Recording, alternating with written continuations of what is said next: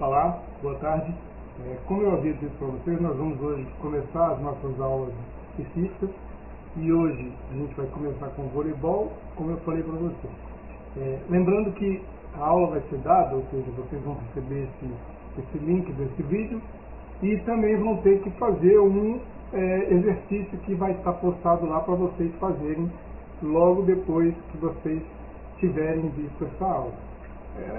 Dentro do prazo aí de 2 dias, vocês, de uma semana para outra, passamos assim, eu vou deixar liberado para que vocês possam fazer, ok? Bom, hoje a gente vai começar com o voleibol.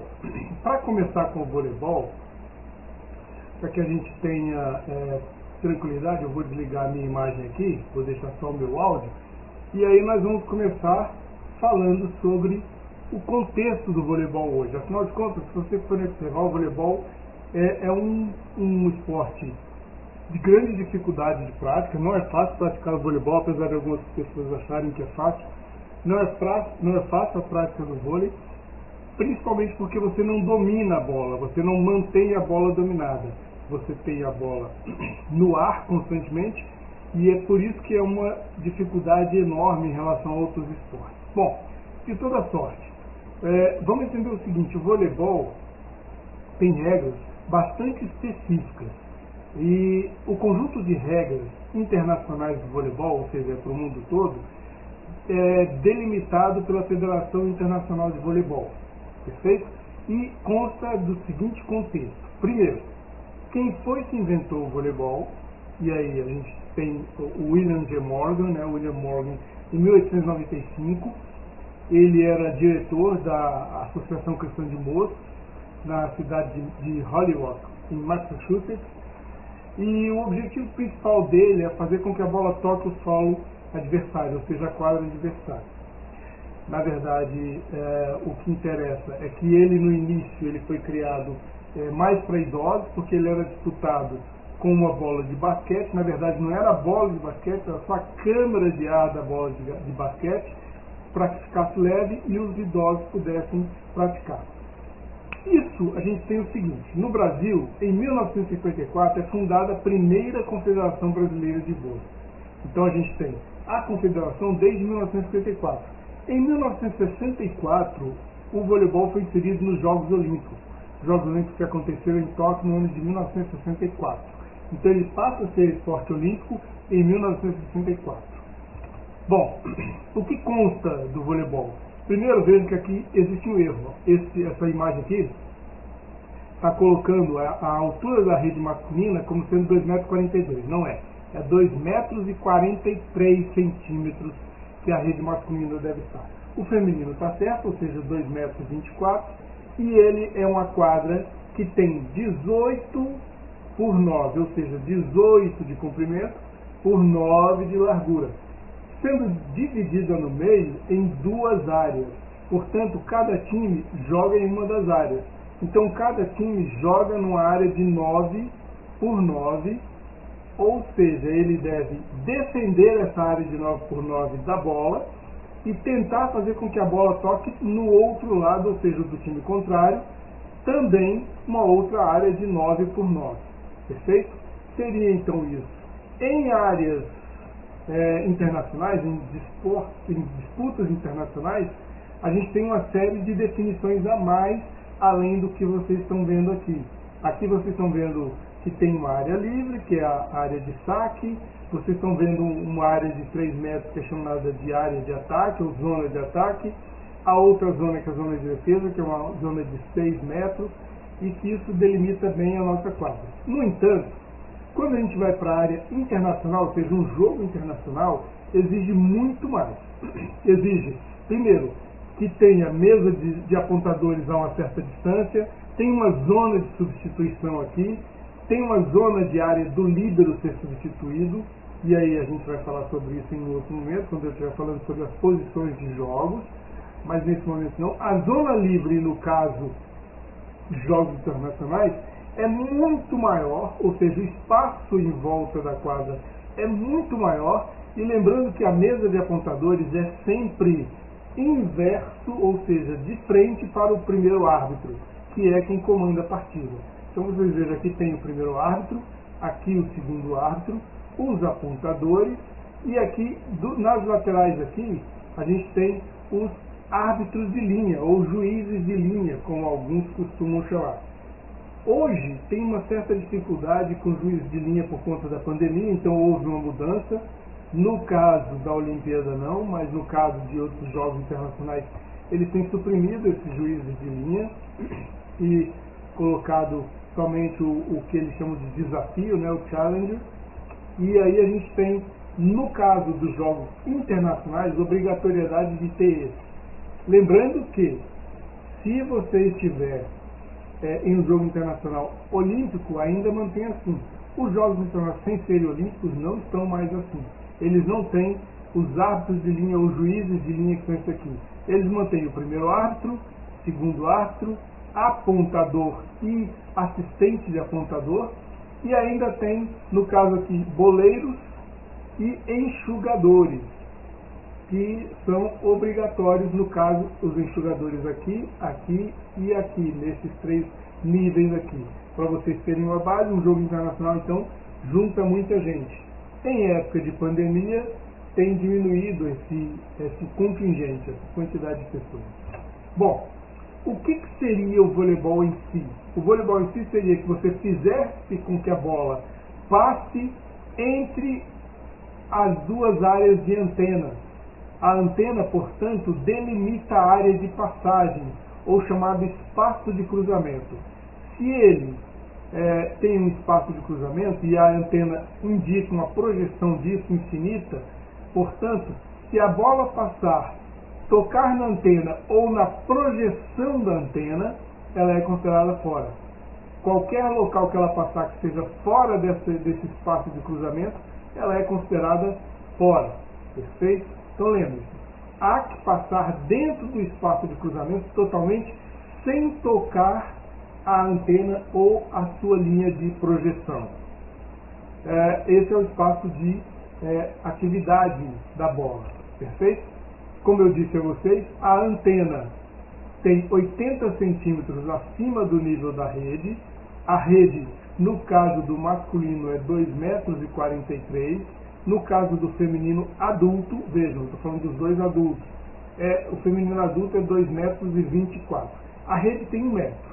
Ela tem 1 metro e, portanto, é 1 metro da rede com mais 80 da antena. A antena costuma ter 1,80 metro, então ela tem 1 metro da rede mais 80 centímetros acima, delimita o espaço que a gente chama o espaço de jogo de transição. Perfeito? Lembrando que, obrigatoriamente, a bola deve passar sem tocar a antena ou a sua projeção. Perfeito? Não pode ter toque na antena. No bordo superior da rede pode, sem problema nenhum.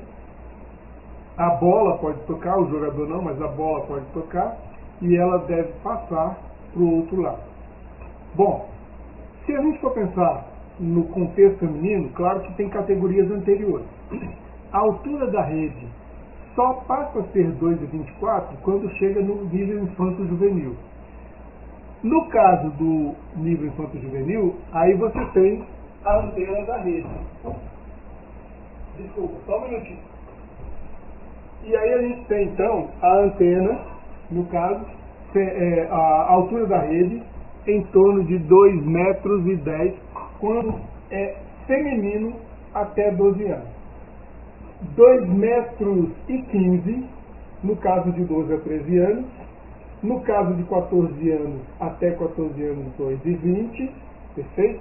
15 anos continua 2,20, então vejam, mirim e infantil. E aí, a partir daí, passa a altura oficial do feminino, que seria 2,24 metros de altura para feminino.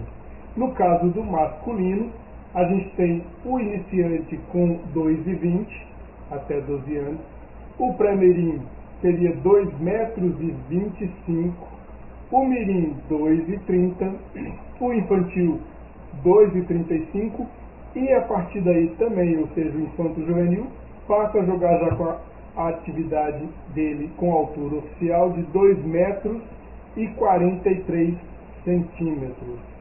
Da partir daí, então, a altura da rede não muda. 2,43 m para o masculino, 2,24 m para o feminino. Perfeito? As equipes de voleibol são constituídas de até 12 jogadores. Isso é outra questão importante. Nos Jogos Olímpicos, quando são Jogos Olímpicos, 12 jogadores. Os outros campeonatos internacionais estão aceitando maior quantitativo, ou seja, aceitam que tenha 2 líberos. Então eles estão falando em 14 jogadores, até 14 jogadores, para que cada equipe tenha um número maior de possibilidades de troca, já que os líberos hoje contam também a possibilidade de ter 2 líberos em cada equipe. Perfeito? Lembrando que somente jogadores registrados na súmula podem entrar na quadra. A partir do que você está listado na súmula, você pode entrar na quadra. De outra sorte, não pode. Perfeito?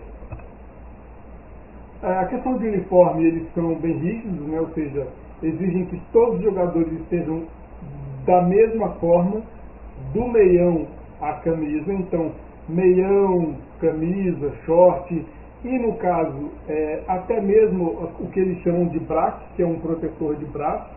Se o atleta quiser usar, pode usar, mas desde que todos usem do mesmo jeito. A exceção é o líbero. Ele, inclusive, deve obrigatoriamente estar com o uniforme diferenciado dos demais jogadores. Perfeito? Essa questão da camisa aqui, de listada e numerada de 1 até 18, eu não tenho visto isso mais no nível internacional, eles já aboliram isso. Eu já vi gente jogando com camisa 99, então isso aqui já não é mais vigente, ou seja, caiu por terra, mesmo que não tenha sido oficializado ainda, mas eu já tenho visto que eles estão substituindo agora o número até o 18 para maiores, para numerações maiores, perfeito? Sabe, gente jogando com camisa 99, com camisa 80 e assim por diante. Bom, em relação à questão de acessórios, os jogadores podem usar, mas por conta e risco próprio. Ou seja, ele assume o risco de usar, já que se ele se machucar, por conta de alguma dessas questões, não é por culpa da arbitragem. Foi ele que optou por fazer esse jogo. Tranquilo? Para marcar um ponto, como foi dito, a equipe marca um ponto quando a bola toca a quadra adversária, ou seja, toca o piso, o solo da quadra adversária, ou se há uma intercorrência, ou seja, se a equipe adversária comete uma falta ou recebe uma penalidade.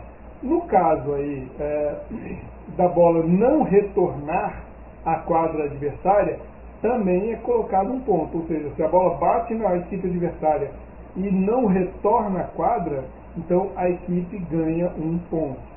Perfeito?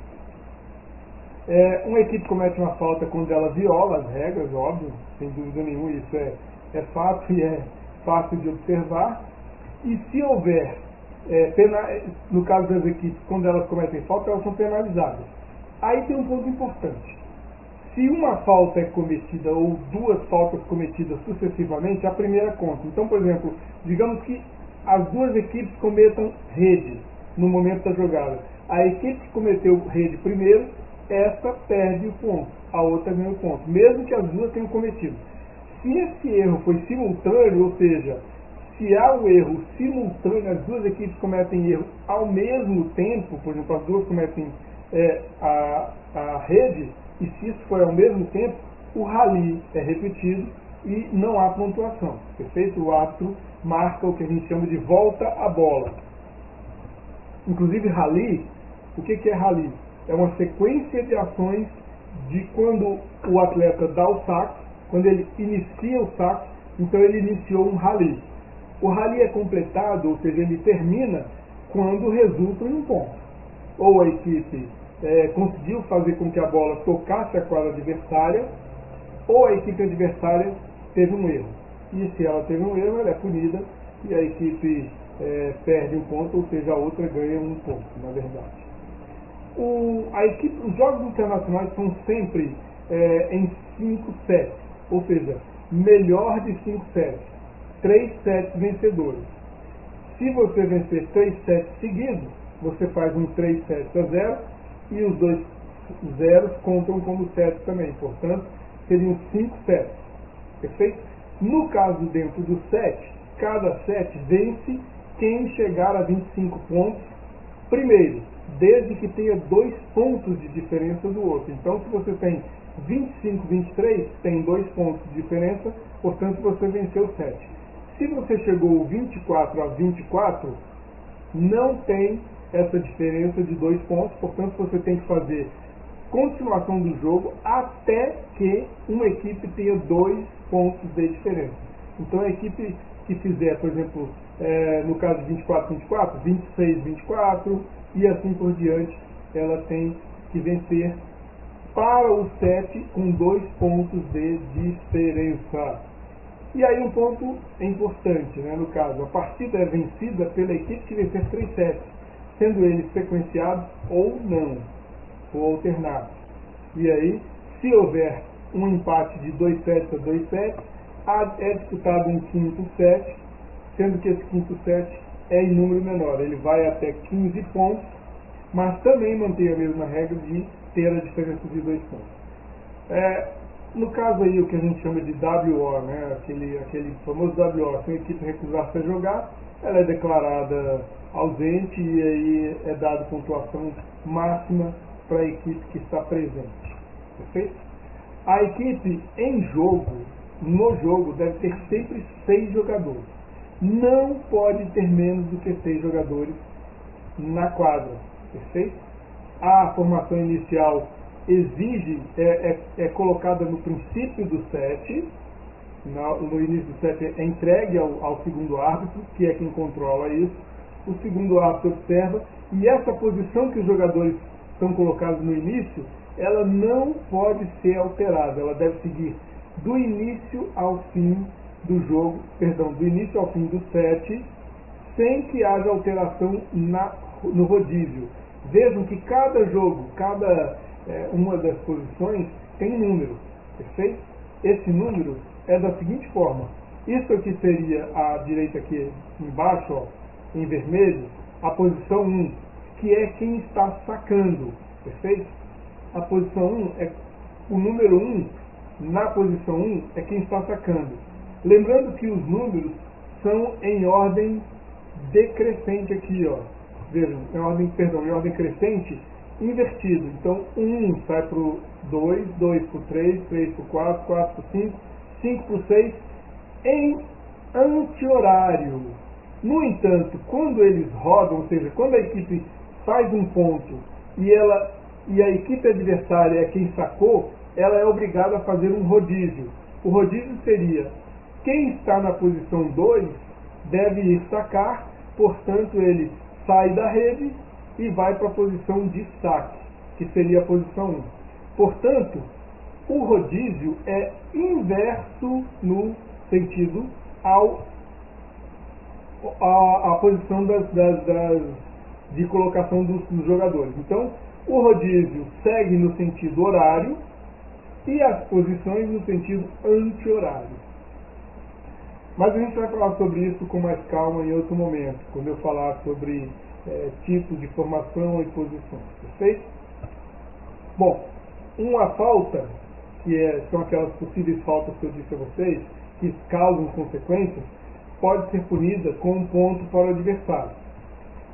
Quando a equipe tem isso, ela ganha o direito de sacar. Se a equipe que está sacando faz uma atividade ou uma atitude, ou tem uma atitude, ou é punida por algum meio, ou mesmo ela erra, a equipe que recebia passa a ser sacadora. Ela passa a sacar e ganha um ponto.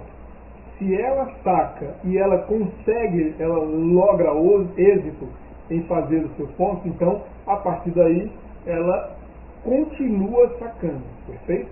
Lembre-se que o sistema de rodízio é horário, o sistema de posições é anti-horário, perfeito? Há uma falta na rotação sempre que houver, por exemplo, uma rotação que o indivíduo que está na 2 não tenha saído naquela posição. Se ele errou a posição dele, ele é punido e a equipe toda toma um ponto. Perfeito? Sempre que o árbitro quiser, ou os capitães de equipe, eles podem pedir para os árbitros verificarem a rotação para não ter falhas. Eles podem solicitar isso. Ou o próprio árbitro também pode querer verificar para saber se está tudo correto ou se não está. Bom, bola dentro é aquela bola que toca o piso da quadra, dentro das linhas de delimitação. Lembrando que qualquer toque com a linha é dentro. A bola pode estar 99 fora. Se ela tocou um mínimo de linha, ela é considerada dentro. Bola fora, portanto, é fora desse nível, ou seja, se houver um toque na antena ou mesmo na projeção da antena, na linha de projeção da antena, que toca a parte de fora das redes, qualquer coisa que esteja fora da área de jogo, por exemplo, se toca no árbitro, se toca em um objeto, a bola para de contar como estando em jogo nesse momento, perfeito? Sempre que um jogador toca uma bola, sempre que houver contato com a bola, isso é considerado um toque. Toda equipe tem direito a máximo de 3 toques, perfeito? Exceção, claro, no bloqueio. O bloqueio no voleibol de quadra não conta como toque, perfeito? É o único meio em que você tem contato com a bola e que não conta como toque. Então todos os outros contam como toque, perfeito? Se uma equipe tem mais de 3 toques, o árbitro vai apitar e dizer que houve uma violação da regra, portanto a equipe é punida com um ponto a menos. Ou na verdade a outra equipe ganha um ponto a mais, perfeito? Bom, a bola pode ser tocada em qualquer parte do corpo durante um rally, sendo que desde que seja uma vez só, né? Ela pode tocar várias partes do corpo. Antigamente não podia, hoje pode tocar. Como eu disse a vocês, a exceção seria o bloqueio, que não conta como toque, mesmo que tenha contato com os atletas, não conta como toque, porque ele pode tocar simultaneamente ou mesmo várias vezes no mesmo atleta, que não contaria, perfeito? A bola, durante o rally, se houver qualquer problema com a bola ou com a rede, o rally é anulado e é retornado o saque para a última equipe que sacou, mas não pontuando, ou seja, sem ponto, perfeito? No caso, há uma questão de invasão, que eu vou falar em outro momento, que eu vou falar sobre isso mais especificamente, quando eu estiver falando sobre o tipo de jogo, mas caso o atleta toque a quadra adversária, sem ser com o pé totalmente para o lado de lá, e ele não atrapalha a jogada, isso não é considerado invasão, perfeito? Só é considerado invasão se ele avança o pé totalmente a quadra do adversário, ou se ele avança alguma parte que impediu o adversário de jogar. Isso é considerado invasão. Bom, quais são as principais sinalizações que os árbitros têm para que a gente possa entender, né? Ou seja, como os árbitros sinalizam para a gente entender quando a gente está assistindo a partida do que aconteceu, qual é a sinalização de cada um. Primeiro, os árbitros de linha, os juízes de linha, eles indicam com uma bandeira. Eles têm uma bandeira numa das mãos e qualquer falta eles sinalizam com essa bandeira que houve um movimento diferente ou não permitido. Perfeito? Beleza, vamos lá. A primeira e mais comum é apontar a bandeira para baixo, o que significa que a bola foi dentro da quadra.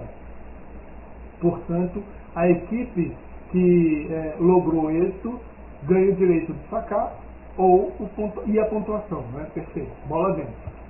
Bola fora seria levantar a bandeira, e aí então dentro, fora. Quando a bola é tocada em qualquer parte do corpo, não tocou o chão da quadra, mas não voltou para a quadra adversária, como eu disse a vocês, isso é uma violação de regra, portanto a equipe perde e o árbitro de linha, o juiz de linha, costuma tocar a parte de cima da bandeira para demonstrar isso ao primeiro árbitro. Houve um toque na equipe, mas não retornou a bola para a quadra adversária. Se houver, por exemplo, um erro, qualquer outro erro, ele vai agitar a bandeira para cima, como por exemplo se o atleta pisa na linha na hora do saque, que ele não pode sacar dentro da quadra, ele vai levantar a bandeira e balançar para delimitar ao primeiro árbitro que houve um erro, uma violação de regra. Quando ele cruza os braços, é quando ele, por exemplo, não tem condições de ver. Ou a bola foi rápida demais, ou tinha um atleta na frente dele. Ele não se julga capaz de saber o que aconteceu. Então ele cruza os braços à frente e demonstra para o primeiro árbitro, que é quem vai tomar a decisão: olha, eu não tenho como dizer o que aconteceu. Eu me eximo de qualquer julgamento, já que eu não consegui ver o que aconteceu. Perfeito? Bom, agora os árbitros principais, né? Ou seja, nós temos dois árbitros. Um árbitro que é o árbitro que a gente chama de primeiro árbitro, o árbitro número 1, que ele é digamos, o líder geral da arbitragem, ele é que define, a palavra dele é a que define o jogo. Então esses árbitros também têm sinalizações, perfeito? Há uma obrigatoriedade de que essa sinalização seja clara, para que todos possam ver e entender o que foi que aconteceu, perfeito? E aí a sinalização deve ser mantida por algum tempo, sempre para que todos possam entender qual é o lado da equipe que faltou e para onde vai ser a bola.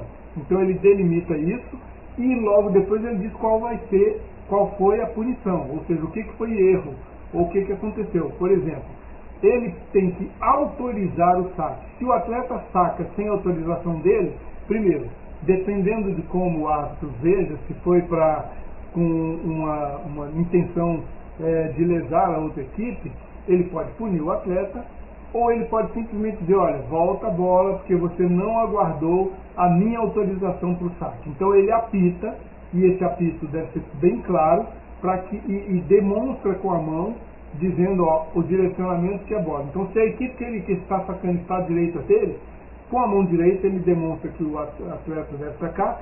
Se a equipe estiver à esquerda dele, ele com a mão esquerda ele demonstra que o atleta pode sacar. No caso aí, a equipe sacadora que irá, ou seja, quem venceu o rally, ele delimita que a equipe que vai sacar será a que ele apontar o lado. Então ele primeiro aponta quem venceu o rally e depois ele diz qual foi o tipo de jogada que ocorreu, ou seja, se houve logro ou se foi um erro. Por exemplo, no caso, quando é o final de set, todo final de set, só não no último, é óbvio, quando há troca, mudança de quadra, ele roda os braços em volta do corpo para dizer que deve girar as duas quadras. No período da pandemia, no nível internacional, na Olimpíada houve o giro, ou seja, a mudança de quadra, mas nos Jogos Internacionais hoje em dia, por conta das pandemias, da pandemia de Covid, não estava havendo esse rodízio. Os atletas começavam numa quadra e terminavam na mesma quadra de jogo sem haver rodízio, perfeito? Temos também aí o tempo de descanso, que é colocar a mão sobre a outra, formando um T, o que diz que é tempo, e aí cada equipe tem, dependendo do campeonato, ou é um tempo, ou tem tempo técnico. No caso dos campeonatos do Brasil aqui, a gente não tem os tempos técnicos. Nos jogos internacionais ainda existe um tempo chamado tempo técnico, e aí o tempo técnico pode ser solicitado pelo capitão ou pelo técnico, perfeito? O capitão dentro de quadra também pode solicitar um tempo técnico, e aí depende do tipo de campeonato e do tipo de jogo, para quantos tempos técnicos ele tem. Normalmente os técnicos costumam ter 2 tempos técnicos, ou se houver os tempos técnicos que são do jogo, o técnico só tem um tempo técnico no caso aí. A substituição é feita com uma mão girando sobre a outra, para dizer que vai haver, um vai entrar e outro vai sair, esse movimento circular. E se houver alguma dificuldade em relação à conduta dos atletas, se ele mostrar, não só dos atletas, mas de todos que estão em quadra, o árbitro pode punir, por exemplo, o técnico, o auxiliar técnico, massagista, todo mundo que tiver, e os jogadores, é claro, né? Ele pode mostrar um cartão dizendo, ó, você está advertido, ou ele pode advertir o time inteiro. Se ele advertir o time inteiro, qualquer outra falta pode ter uma punição mais severa, que seria essa, né? Ou seja, mostrar um cartão vermelho como penalidade. Mostrou o cartão vermelho, a equipe automaticamente perde um ponto.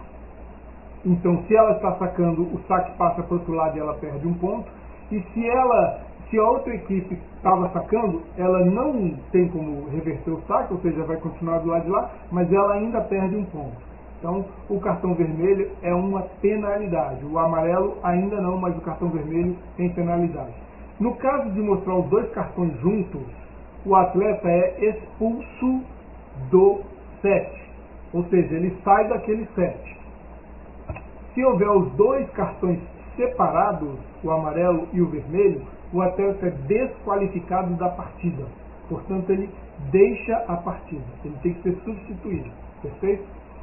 Quando há um fim do set, o árbitro cruza os dois braços à frente do peito, dizendo, ó, encerrou-se, tem uma espécie de X, encerrou-se aqui esse set, ou a partida, se for, no caso, com 3 sets vencedores.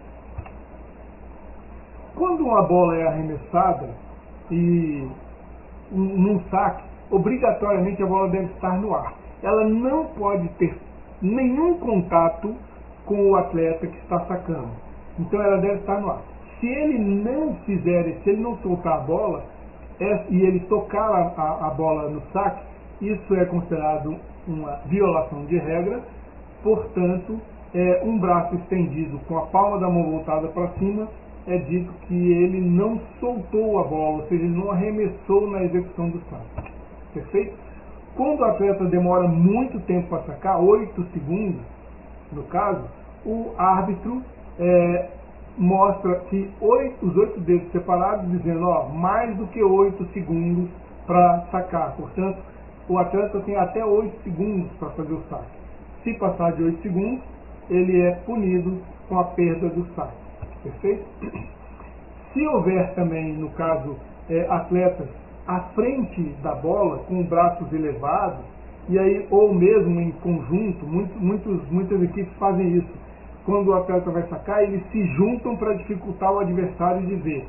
Isso é considerado uma falta, chamada falta de bloqueio ou barreira, e no caso aí, as palmas das mãos voltadas para cima, o árbitro demonstra que houve isso, e é punido também com um ponto. Perfeito? Se houver um erro de rotação, como eu disse a vocês, olha, um atleta sacou antes do outro, por exemplo, ou saiu do seu movimento de rodízio correto, esse também é um erro, ou seja, é um indicador pelo árbitro de que a equipe perdeu um ponto porque fez uma rotação errada ou se posicionou erroneamente. Aí a gente vai ver essas posições em outro momento. Eu vou mostrar para vocês isso com clareza, para que vocês não tenham dúvida de como são as posições e do que seria uma quebra de posição, como a gente fala, né? Ou seja, quebrou a posição. No caso de bola dentro, ele aponta para baixo, para o solo, simplesmente do lado que a bola caiu, ele aponta, mas lembrando que primeiro ele deve dizer quem faz sacar e depois dizer, no caso, que a bola foi dentro. Então ele primeiro apontaria qual lado que venceu. E agora, por que o lado de cá venceu? Porque a bola foi dentro. Essa é o segundo momento do árbitro. Primeiro ele aponta o lado, depois ele aponta o que aconteceu. Ou, no caso, ele aponta um lado e bota as duas palmas das mãos voltadas para ele, o que indicaria que foi fora. Por exemplo, ele aponta para um dos lados, ó, essa equipe foi a vencedora porque a bola da outra equipe foi fora. Então, vejam como é que é simples, na verdade, a gente entender o árbitro de voleibol, né? Se houver a diferença, essa aí é diferente, interessante essa questão. Porque quando é o saque, quando é no saque, vocês lembram que o braço inteiro era elevado. Aqui é o que a gente chama de condução, quando o atleta segura a bola por muito tempo. Lembra que eu falei para vocês que a bola de voleibol não pode ser dominada, ela não pode ser segurada? Exato. Se o atleta segura a bola por algum tempo, ele fez uma condução. e aí o árbitro flexiona o cotovelo, demonstrando que houve uma condução. Se ele não flexiona o cotovelo e eleva o braço inteiro, é o erro de saque. Se ele flexiona o cotovelo, é um erro de condução. Perfeito? Quando o atleta toca mais do que uma vez na bola, então ele tem um toque, logo depois outro toque, isso a gente chama de 2 toques, e aí ele eleva os 2 dedos para dizer, olha, houve 2 toques no caso desse atleta. Se a equipe inteira toca mais do que 3 vezes, por exemplo, se 4 atletas tocam a bola, ou 3 atletas dão mais do que 3 toques, significa dizer que houve uma violação de regra chamada 4 toques. E o árbitro finaliza levando a mão acima com os 4 dedos para cima, dizendo que houve 4 toques. Lembrando que antes dessas finalizações, ele indica quem vai sacar. Então, qual a equipe vencedora do rally? Primeiro ele determinou que foi a equipe contrária à mão dele, ele aponta para o lado, e depois ele diz, por que essa equipe venceu? Porque a outra equipe fez 4 toques, ou seja, deu 4 toques, violando, portanto, a regra. Perfeito? Se um atleta toca, se a rede é tocada por um jogador, em qualquer momento que ele tocar na rede pela área interna, ele está violando a regra, portanto, ele finaliza dizendo que o atleta tal, ele aponta normalmente para o atleta e diz, esse atleta tocou a rede. Portanto, tocar a rede é uma violação da regra. Isso dentro da parte interna, ou seja, das antenas para dentro. Perfeito? O atleta não pode tocar a rede nesse intervalo de rede. Certinho? Se houver uma invasão sobre a rede, e aí é um pouco mais complicado do que seria invasão. Porque se for antes do terceiro toque da equipe adversária, ele não pode tocar. Então, se a equipe adversária deu 2 toques ainda, e o levantador ainda está levantando com o segundo toque, a equipe adversária não pode avançar sobre a rede. No entanto, se o bloqueio estiver com a terceira bola, se for a terceira bola o toque, ele pode avançar. Então, a invasão é um pouco mais complicada, por isso eu vou deixar para explicar para vocês um pouco mais para frente. Principalmente porque quando a gente fala sobre invasão, a gente está falando sobre bordo superior da rede. Perfeito? Que é uma outra questão interessante também para o ataque, que eu quero falar com vocês depois. Mas o básico é isso. O atleta não pode invadir o outro lado da quadra por cima da rede antes do terceiro toque da equipe adversária. Se houver um movimento como esse aí, ou seja, se ele flexiona o cotovelo de cima para baixo, é porque um atleta de trás, ou seja, da faixa, que está na faixa de defesa, avançou e atacou dentro da faixa de ataque. Perfeito? Isso é considerado uma falta de ataque e a gente diz que ele invadiu a área de ataque, invadiu a zona de ataque. Perfeito? Então houve uma invasão de ataque. No caso, quando a bola inteira, aí veja, a bola não é mais o atleta, a bola ultrapassa a linha central totalmente para o outro lado, aí houve também um espaço inferior da bola que ultrapassou a linha central. Houve uma invasão da bola, e aí se a bola ultrapassou, isso não é considerado correto, e a equipe perde o direito de saque e perde o ponto. Perfeito?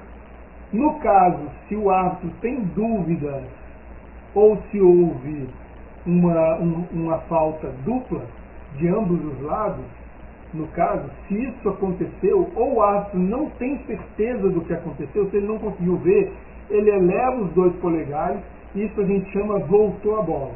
Então ele volta a bola quando ele tem dúvidas ou quando tem falta dupla. E essa falta é ao mesmo tempo, porque se ela não for ao mesmo tempo, a primeira falta é marcada, perfeito?